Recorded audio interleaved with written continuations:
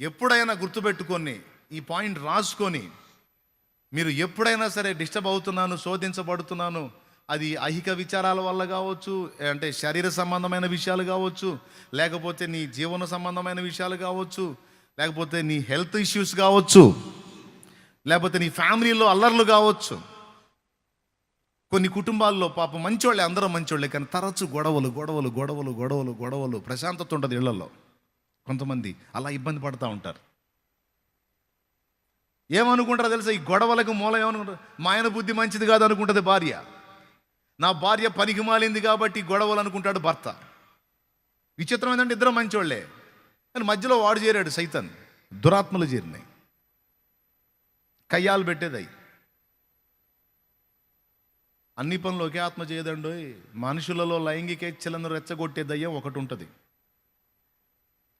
అల్లర్లు పెట్టే దయ్యం ఒకటి ఉంటుంది, ఆత్మహత్యలకు రేపే దయ్యం ఒకటి ఉంటుంది, దుర్వ్యసనాలకు రేపే దయ్యం ఒకటి ఉంటుంది. దేని డ్యూటీ దాందే. మిలిటరీలో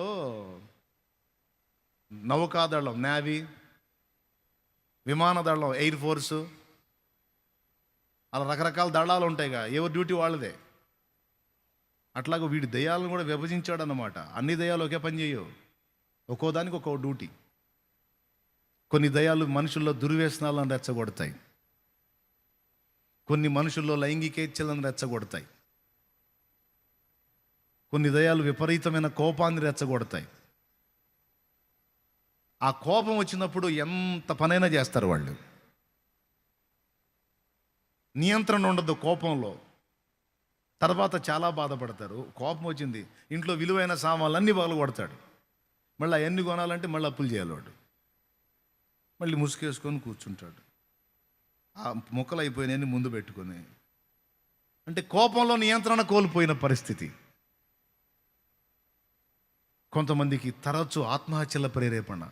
చావాలి చావాలి, చస్తే పోయిద్ది, ఈ వేదం తట్టుకోలేను అని తరచు చావును గూర్చినటువంటి ఆ ఆలోచనలు, అదొక దయ్యం. చిన్న సమస్యను కూడా భూతత్వంలో చూపించి, అసలు ఎట్లా తట్టుకుంటున్నావు నువ్వు, ఎవ్వరు నిన్ను ప్రేమించట్లా, ఎవ్వరు నిన్ను అర్థం చేసుకోరు, ఎవ్వరు నీ గురించి ఆలోచించరు, అసలు ఎందుకు బతకాలి నువ్వు, అది జాలి పడ్డట్టు మాట్లాడేది ఆ దయ్యం. చచ్చిపో చచ్చిపో చచ్చిపో చచ్చిపో, చావాలని నువ్వు ఫిక్స్ అయిపోతే ఐడియాలు కూడా అదే ఇచ్చింది, అట్లా ఈజీగా చావచ్చు. దేని డ్యూటీ అదే చేస్తుందండి. అవి పిలుచుకుంటాయి, ఉదాహరణ ఒకటి పిలుచుకుంటాయి. దేనికి అవకాశం వస్తే అది ఎంటర్ అయ్యింది. నేను చెప్పేది ఒట్టి మాటలు కాదు, లేఖనంలో కొన్ని రకాల పనులు చేసే ఆత్మలను గురించి మాట్లాడాడు. అబద్ధాలు ఆడించే ఆత్మ ఒకటి ఉంది, మూర్ఖత కలిగిన ఆత్మ ఒకటి ఉంది, గాఢ నిద్ర ఆత్మ ఉంది. ఆత్మ పట్టినోడు ఊరక నిద్రపోతుంటాడు. స్తోత్రం. ఇక వాడికి ఎన్ని మంది అన్నా వాడు నిద్రపోతా. ఇది గాఢ నిద్రాత్మ అన్నమాట, మూర్ఖత గల ఆత్మ. అది పట్టినోడు ఇక ఎన్నన్నా చెప్పి నేనేనన్నా అంటుంటాడు, అదొక ఆత్మ. అబద్ధాలు ఆడించే ఆత్మ ఇదొక ఆత్మ. ఇదన్నీ బైబిల్లో ఉన్నాయి నేను చెప్పే. మెంటల్ ఎఫెక్ట్ తెచ్చే దయ్యం ఒకటి ఉంది, అది సౌలుకు పట్టింది. అది పట్టినప్పుడల్లా పిచ్చి మాటలు మాట్లాడతాడు, కేకలేస్తుంటాడు అన్నమాట. ఇదంతా లేఖనం చెప్పిన సాక్ష్యం. ఉన్నాయి, రకరకాలు ఉన్నాయి. కొంతమంది ఏంటంటే ఈయన తేడా అని ఆమె అనుకుంటుంది, ఆమె తేడా అని ఈయన అనుకుంటాడు. కానీ కాదు, సమస్య వేరు, ఇంట్లోకి ప్రవేశించింది వేరు. భార్యో భర్తో కూర్చోవాలి దేవుని ముందు. దేవా, ఏం జరుగుతుంది నా ఇంట్లో, ఎందుకు నా ఇంట్లో సమాధానం లేదు? నీతిమంతుల గుడారంలో సమాధానం ఉండాలి కదా. సమాధాన పాత్రులం కామా మేము? చెప్పునైనా, నా పాపమా, నా భార్య పాపమా, నా పాపమా, నా భర్త పాపమా, ఏం జరుగుతుంది? కూర్చో. ఉండగలిగితే ఉపవాసం ఉండు. ఉపవాసం ఉండలేకపోతే కనీసం ప్రార్థనన్నా పట్టుదలగా చేయి, గురి కలిగి చేయి. ఏదైతే విషయం ముందు పెట్టుకున్నావో దాని గురించి అడుగు నువ్వు దేవుణ్ణి. మరి ఆడకపోయినాక మళ్ళీ చంచలం కలిగిస్తాడు వాడు, రకరకాల విషయాలు, వేరే ఆలోచనలు. అట్లా కాదు. దావీదు గొల్యాతుని గురి చూసి ఒకే రాయితో కొట్టినట్టు ఒకే అంశాన్ని పట్టుకొని కూర్చో. దాని సంగతి తేలిందాక ఇంకొక అంశానికి పోవద్దు. అర్థమైందని చెప్పింది? ఒకే అంశం పట్టుకొని కూర్చో, దాని సంగతి తేలిందాక ఇంకో దానికి పోవద్దు. లేదా మరి అన్నీ కలిపి చేయాలి కదా అన్నయ్య అంటే, సరే ఎర్లీ మార్నింగ్ లెగుతావుగా, కొట్టు, అన్నీ కలిపి కొట్టు. ఎర్లీ మార్నింగ్ రెగ్యులర్గా నువ్వు చేసే ప్రార్థనలు ఉంటాయి కదా, ఉదయం సాయంత్రం రెగ్యులర్గా చేసే ప్రార్థనలు ఉంటాయి కదా, అందులో నువ్వు అన్నీ అడుగు. అయిపోయిందా? అయినా అడిగేసావా? దేవునికి అన్ని అంశాలు చెప్పావు కదా, అవి పక్కన పెట్టి ఇవన్నీ అయిపోయినాయి కదా ప్రభువా అని పొద్దున సాయంత్రం రెగ్యులర్ ప్రార్థనలు నువ్వు చేసావు అన్ని అంశాలు. కనీసం మధ్యాహ్నం పూట కూర్చో నువ్వు, నాయన అసలు మా ఇంటి సంగతి ఏందని నువ్వు నాకు చూపించు, ఇందులో ఏం జరుగుతుందని నా బయలుపరచు నా తండ్రి. ఎవరి తప్పు? ఏం జరుగుతుంది? నా ఇల్లు ఎందుకు ఇట్లా శాపగ్రస్తం అవుతుంది?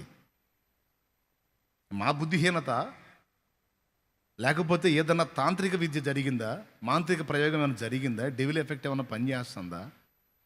ఎందుకు మేము ఇలా బలహీనపడిపోయాం? ఒకవేళ మంత్ర ప్రయోగాలు జరిగితే నీ బిడ్డలంగా మేము ఉన్నాం, మా మీద అవి పారవు కదా. సో వాటి గురించి భయం లేదు. ఎవడు ఏ ప్రయోగం చేసినా వాడే చేస్తాడు, మాకే భయం లేదు. కానీ మేము కొనకొచ్చుకునే ఏమైనా ఉన్నాయా? మా బుద్ధిహీనమైన పాపాల ద్వారా, మా వెర్రిమొర్రి క్రియల ద్వారా మేము తెచ్చుకున్న దరిద్రాలు ఏమైనా ఉన్నాయా? మాకు బయలుపరచుతాను. దేవుని ముందు కూర్చో. ఖచ్చితంగా అది అవుననో కాదనో నీకు దేవుడు స్పష్టపరుస్తాడు. స్పష్టత వచ్చిందాకా నువ్వు లేవద్దు, ప్రార్థన మానొద్దు. అదే అంశం కోసం నువ్వు ప్రేయర్ చేయాలి. ఉద్యోగ ప్రయత్నంలో ఉన్నావు, ఉదయం సాయంత్రం రెగ్యులర్గా నువ్వు చేసే ప్రార్థనలు నువ్వు చేస్తావు. ఒక టైంని దానికి కేటాయించి అచ్చంగా అదే అంశం కోసం ప్రార్థన చేయాలి. ఉద్యోగం నాకు కావాలి, నేను నా ఫ్యామిలీని ఎలా బతికించుకోవాలి నాకు తెలియదు, ఈ అంశం కోసం నేను చేస్తున్నా ఇప్పుడు. అది భర్త మారాలి, ఆయన రక్షింపబడాలి. ఉదయం సాయంత్రం చేసే అంశాలు రెగ్యులర్గా చేసాయి. భర్త కోసం అచ్చంగా ఆ పేరు దేవుని ముందు పెట్టి అతని సంగతి ఏందని కూర్చో. ఆ సంగతి అటో ఇటో తేలిందాక మాత్రం ఆ పట్టు వదలొద్దు. ఇక నువ్వు అప్పుల సంగతి అంటావా, ఇంట్లో గొడవల సంగతి అంటావా, ఇక నువ్వు ఏ ప్రయత్నం కోసం ఏ దాని గురించి నువ్వు అడగాలనుకున్నావో పర్టికులర్ అంశం విషయంలో మాత్రం నువ్వు మళ్ళీ అటు ఇటు పోకుండా ఆ పాయింట్ మీదే కూర్చో నువ్వు దేవుని ముందు. ఎంతమందికి అర్థమైంది? మళ్ళీ చెదిరిపోవద్దు. అన్ని అంశాల కోసం చేయాలి కదా అన్నయ్య అంటే పొద్దున చేయి, సాయంత్రం చేయి, నీకు ఇంట్రెస్ట్ ఉంటే, దేవుడు నీకు ప్రేరణ ఇస్తే. కానీ నువ్వు ఎదుర్కొంటున్న శోధనల విషయంలో మాత్రం దానికి ఒక ప్రత్యేక సమయం కేటాయించి రోజు దాని గురించినటువంటి విన్నపం అయితే దేవుని ముందుకు నీ దగ్గర నుంచి వెళ్ళాలి. అంటే ఒక గురి కలిగిన ప్రార్థన అంటారు దాన్ని. ఈ విషయం నాకు బయలుపరచమని కూర్చున్నాడు దానియేలు గ్రంథం 10వ అధ్యాయంలో దానియేలు, నాకు ఒక దర్శనం వచ్చింది, దాని భావం చెప్పు అని కూర్చున్నాడు. కానీ ఇంకా వేరే విషయాలు ఏం అడగల. అడిగినట్టుంటే నాకు చెప్పండి ఏమయ్యా. కానీ మనం ప్రార్థన అని పోతే ఏం చేస్తాం? ముందు ఇక ఎక్కడెక్కడి అన్నీ తీసుకొచ్చి ఎకరు పెట్టి ఆమేన్ అంటాం, అడ్రస్ లేకుండా పరిగెత్తుతాం. అవునా కాదా? మన ప్రార్థనలు ఇలా ఉంటాయి. కానీ దానియేలు ప్రార్థన అలా ఉండదు. ఏదైతే అంశం ముందు పెట్టుకున్నాడో దాని సంగతి తేలిందాకా కూర్చుంటాడు. నెబుకద్నెజరుకి కల వచ్చింది, కల మర్చిపోయాడు. ఆ కల దెబ్బకి అదురుపోయాడు, మర్చిపోయాడు. అంటాడు తన ఆస్థానంలో ఉన్న వాళ్ళని పిలిచి, రే బాయ్, మీరందరూ మంచి పనోళ్ళు కదా, పండితులు కదా, నాకు ఒక కళ వచ్చింది, కళ ఏందో గుర్తులేదు, ఆ కళ చెప్పాలి, దాని అర్థం కూడా చెప్పాలి మీరు అంటాడు. మరి బాబా కళ చెబితే అర్థం చెబుతాం, కళ కన్నది నువ్వు, మేం కాదు. ఏం కనపడిందో ఏం వచ్చిందో నువ్వు చెప్పాలి, చెబితే దాని యొక్క మర్మం ఏదో మేము చెప్తాం. అంతేగా నువ్వు కళ కానీ ఆ కళ ఏందో మమ్మల్ని చెప్పమంటే మేము కనలేదుగా ఆ కళ. దేవుడు తప్ప దీనికి సమాధానం ఎవరు ఇవ్వలేరు మహారాజా అన్నారు. అట్టయితే ఎందుకురా మిమ్మల్ని మేపటం నా ఆస్థానంలో, మొత్తాన్ని వేసేయమన్నాడు. ఇట్టి శాసనం దానియేలుకు కూడా తెలిసింది. తెలిసినప్పుడు అధికారి దగ్గరికి వెళ్ళి రాజుగారు పర్మిషన్ ఇస్తే, కొంచెం టైం ఇస్తే రాజుగారు కన్నా కళ దాని భావం రెండు నేను చెప్తానన్నాడు దానియేలు. ఆ పర్మిషన్ తీసుకొని వెళ్ళి ఆ కళ దాని యొక్క భావాన్ని గురించి అడిగాడా, లేకపోతే ఎక్కడెక్కడ సంగతులన్నీ విజ్ఞాపం చేశాడా? ఒక్కసారి ఆలోచించండి. అసలు పాయింట్ మీద మనసు పెట్టాడా, లేకపోతే ఎక్కడెక్కడని అడిగాడా? నో, ఏదైతే పాయింట్ పెట్టుకున్నాడో దాని సంగతి తేలిందాక ఇంకో దానికి పోడు. అది దానియేలు పద్ధతి.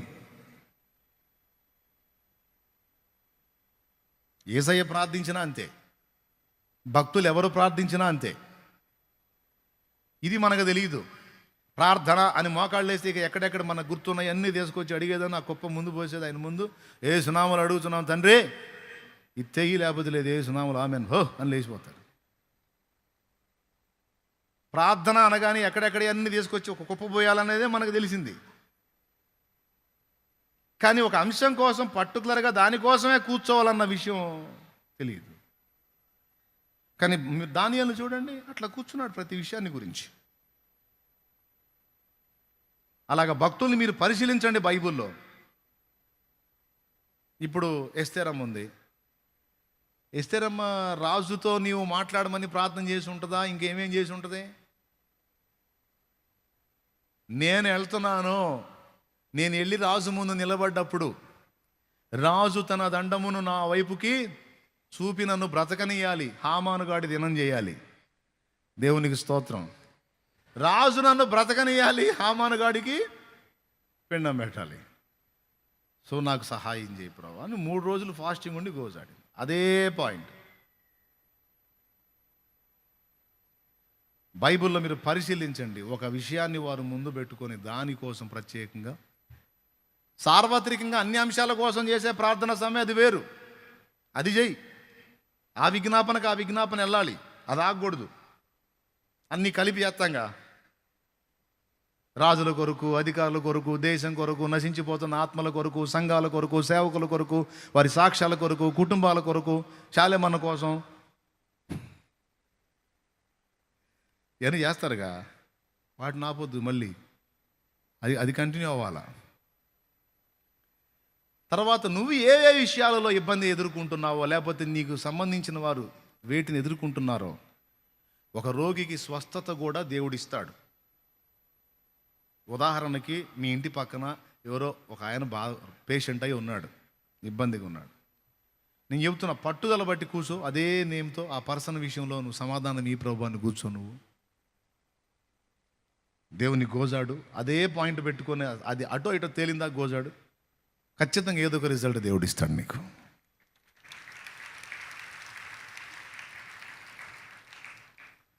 ఇప్పుడు రాజు కన్న కళ దానియేలు చెప్పాడు, దాని అర్థం కూడా చెప్పాడు. సాయం చేశాడా లేదా? చేయలేదా? నాకు దర్శనం వచ్చింది, దాని అర్థం ఏందో చెప్పు అని కూర్చున్నాడు దానియేలు 10వ అధ్యాయంలో. దేవుడు గాబ్రియేల్ని పంపించాల్సి వచ్చింది. ఆ దర్శన భావం చెప్పడానికి గాబ్రియేల్ బయలుదేరి వస్తే పారసీకుల అధిపతి వాడు ఆయన అడ్డగించాడని ఉంది, గాబ్రియేల్ని అడ్డగించాడని ఉంది. మిఖాయేలు వచ్చి హెల్ప్ చేస్తే తర్వాత ఆయన వచ్చాడు. 21 రోజు ప్రార్థనకు జవాబు ఆగింది. అయితే ఎంత మొండోడండి, నాకు తెలియదు, నువ్వు నాకు దాని వివరణ ఇచ్చిందాకా నేను వదిలిపెట్టను అని కూర్చున్నాడు. అది పట్టు. స్నానపానాదులు 21 రోజు నీళ్లు కూడా పోసుకోవాలా, మరి దారుణం. కావాలంటే మీరు చదవచ్చు, నేను చెప్తున్నానా నా సొంత మాటలు. దానియేలు గ్రంథంలో ఉందా? దానియేలు గ్రంథం 10వ అధ్యాయం 2వ వచనం చదవండి. స్నానాభిషేకములో చేసుకోలేదు. స్నానాభిషేకం అంటే నీళ్లు పోసుకోలేదు, నూనె పోసుకోలేదు, 2 చేయాల. అంటే 21 రోజు పిచ్చోళ్ళకి అక్కడే కూర్చున్నాడు. నెహెమ్యాని కూడా మీరు చూడండి, ఏదైతే ఉందో మెయిన్ దానికోసమే ప్రార్థన చేస్తాడు. రాజు దగ్గరకు పోతున్నాను, ఇతని మనసుని కదిలిచ్చయ్యా అంటాడు. ఇదిగో ఇక్కడ ఈ విషయంలో నాకు సహాయం చేయయ్యా అంటాడు. ఈ విషయంలో వాళ్ళు మమ్మల్ని ఎగతాళి చేస్తున్నారు, సాయం చేయ అంటాడు. 21 రోజు మొండిగా కూర్చున్నాడు. ఆ దర్శన భావం చెప్పాలా నీకు, ఎక్కడెక్కడైనా చేయలా కూర్చున్నాడు అంతే. నాకు తెలీదు, చెప్పు నువ్వు దర్శనం భావం చెప్పు నాకంటే దూతను పంపాల్సి వచ్చింది. 21 రోజు శత్రువు అడ్డగించినప్పటికీ నేను లేవలా. నాకు తెలీదు, నువ్వు పంపించకపోతే నేను లేవను, అవసరమైతే ఇంత అయిపోతాను. అంటే గాబ్రియేల్ వచ్చి 21 రోజులప్పుడు దానియేలు నీవు బహుప్రియుడు అని చెప్పి ఆ దర్శన భావాన్ని వివరిస్తాడు.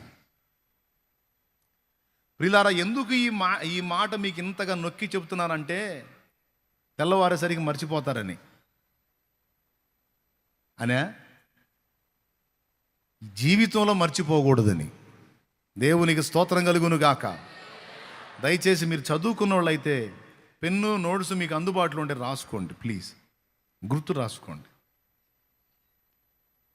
నిజంగా దేవుని కార్యాలు చూడగోరినట్లయితే, ఈ అంత్య దినాల్లో దేవుని యొక్క ప్రభావాన్ని అనుభవించగోరినట్లయితే ఇది పద్ధతి.